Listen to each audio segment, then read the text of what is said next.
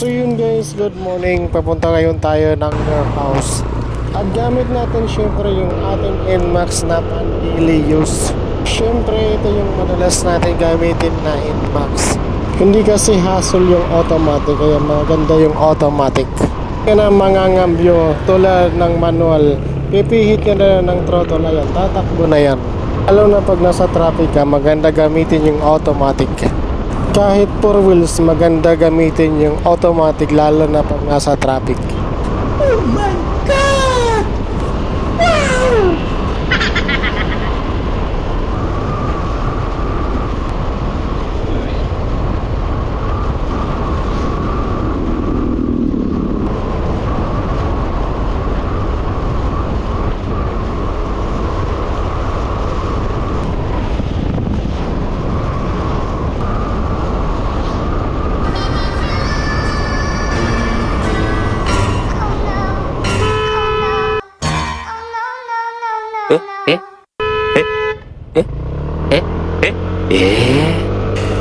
Muntik na akong madali sa aso.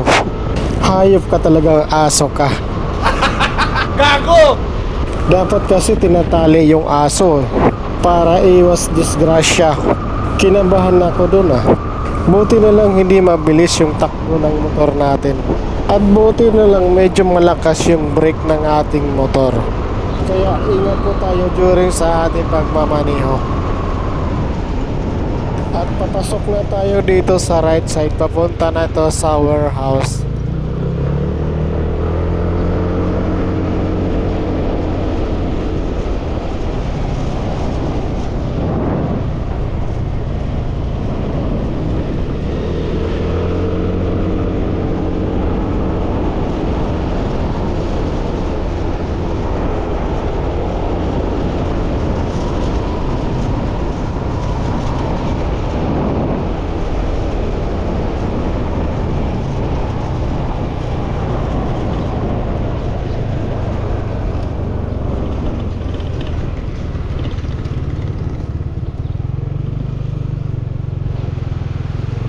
So yun guys, nandito na tayo ngayon sa warehouse at ipasok muna natin yung ating motor.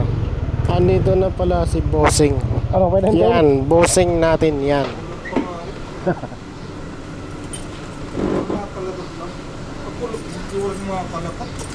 Buksan muna natin yung opisina. Anong nilunong?